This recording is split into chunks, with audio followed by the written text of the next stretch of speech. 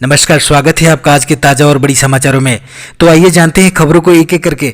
अगर इससे पहले कि आप हमारे चैनल पर नए हैं तो चैनल को सब्सक्राइब करके बेल आइकन को दबा दें ताकि सभी प्रकार के लेटेस्ट न्यूज़ की जानकारी मिलती रहे। बिहार इलेक्शन में चिराग पासवान बोले, मैं पीएम मोदी का हनुमान, वे मेरे दिल में बसते हैं।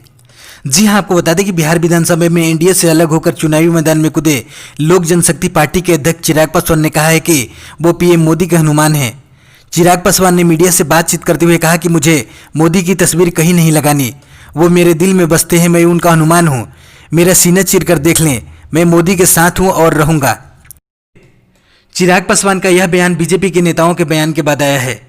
दरअसल बीजेपी के कई नेताओं ने कहा कि एलजेपी नेता चिराग पासवान चुनाव प्रचार में बीजेपी के वरिष्ठ नेताओं का नाम लेकर भ्रम की राजनीति कर रहे हैं। इसका जवाब देते हुए चिराग पासवान ने कहा कि मैं प्रधानमंत्री नरेंद्र मोदी के साथ था, हूं और रहूंगा। तस्वीर को लेकर विवाद हुआ कि ये लोग कहीं पीएम मोदी की तस्वीर नहीं लगा सकते हैं, तो मैं बताना चाहता हूं कि मुझे कहीं पीएम मोदी की तस्वीर नहीं लगानी है। प्रधानमंत्री मेरे दिल में बसते हैं, मैं उनका हनुमान हूं। चीन के साथ जारी तनाव के बीच 3-4 राफेल विमानों की दूसरी खेप नवंबर के पहले हफ्ते तक एयरफोर्स में हो सकती हैं शामिल। जी हां, आपको बता दें कि एलएसी पर चीन के साथ जारी तनाव के बीच इंडियन एयरफोर्स को जल्द ही राफेल लड़ाकू विमान की दूसरी खेप मिलने वाली है। 3-4 राफेल फाइटर जेट्स नवंबर के पहले हफ्ते तक हरियाणा स्थित एयरफोर्स के अंबाला बेस में पहुंचेंगे। 5 राफेल लड़ाकू विमानों की पहली खेप 29 जुलाई को भारत आ चुकी हैं और उन्हें 10 सितंबर को औपचारिक तौर पर एयरफोर्स में शामिल कर लिया गया था।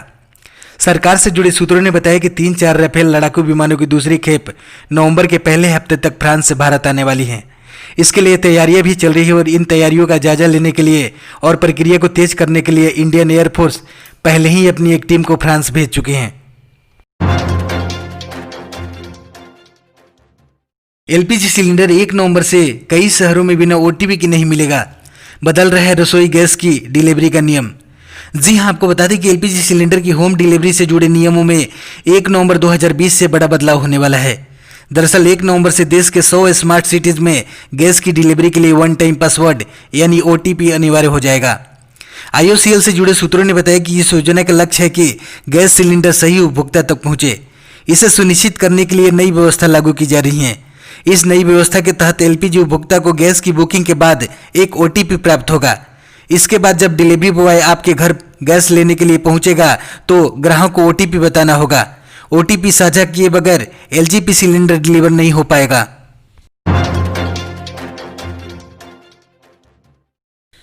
प्रधानमंत्री मोदी ने जारी किया 75 रुपये का सिक्का। जी हां, आपको बता दें कि खाद्य एवं कृषि संगठन की 75वीं वर्षगांठ के मौके पर प्रधानमंत्री नरेंद्र मोदी ने 75 रुपये का स्मृति सिक्का जारी किया।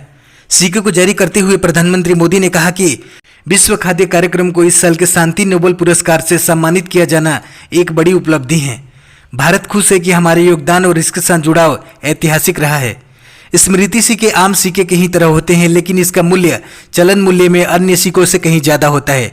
सिक्के को एकत्र करने वाले आम लोग इन सिक्कों को रिजर्व बैंक से निर्धारित दी गई कीमत पर खरीद सकते हैं।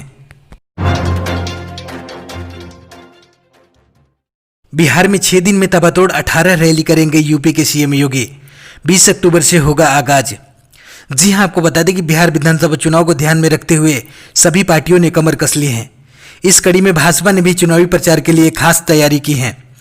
इस कड़ी में यूपी के मुख्यमंत्री सीएम योगी के बिहार में रैलियों और कार्यक्रम की सूची तैयार है। केंद्रीय नेताओं को छोड़कर सीएम योगी की बिहार में सबसे ज्यादा रैलियां होगी। चुनाव के पहले चरण में अलग अलग 6 जगहों पर सीएम योगी आदित्यनाथ की रैलियां होगी। केंद्रीय नेतृत्व की तरफ से सीएम की 6 दिन में 18 रैलियां कराने का टारगेट किया है, जिसे एक दिन में 3 जगहों पर जनसभा को संबोधित किया जाएगा। कार्यक्रम के अनुसार सीएम योगी की 20 अक्टूबर को बिहार के कैमूर, अरवल और रोहतास में 3 सभाएं होगी। 20 अक्टूबर की सुबह 9 बजे सीएम योगी बिहार के लिए लखनऊ से रवाना होंगे, जिसके बाद पहली सभा कैमूर में 12 बजे, दूसरी सभा अरवल में 2 बजे और रोहतास में विक्रमगंज में 3:15 बजे रैलियां करेंगे।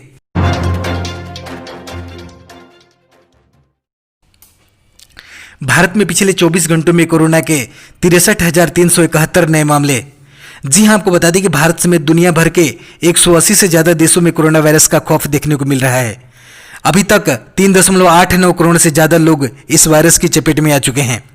यह वायरस 10.98 लाख से ज़्यादा लोगों की जिंदगी छीन चुका है। भारत में हर रोज कोविड-19 के मामले बढ़ रहे हैं। संक्रमितों की संख्या 73 लाख के पार हो गई है। स्वास्थ्य मंत्रालय के द्वारा जारी किए गए ताज़ा आंकड़ों के अनुसार देश में कोरोना संक्रमितों की संख्या 73,70,468 हो गई है। पिछले 24 घंटों में कोरोना के 63,371 नए मामले सामने आए हैं। बीते 24 घंटों में 70,338 मरीज ठीक हुए हैं। इस दौरान 895 कोरोना संक्रमितों की मौत हुई है। अब तक कुल 64,53,779 मरीज ठीक हो चुके हैं। 1,12,161 लोगों की जान गई है। 8,04,528 केस एक्टिव हैं। रिकवरी रेट की बात करें तो यह मामूली बढ़त के बाद 87.56% पर पहुंच गया है। बस आज के लिए इतना ही। अगर यह वीडियो आपको अच्छी लगे तो वीडियो को लाइक करिए, चैनल को सब्सक्राइब करिए। जय हिंद।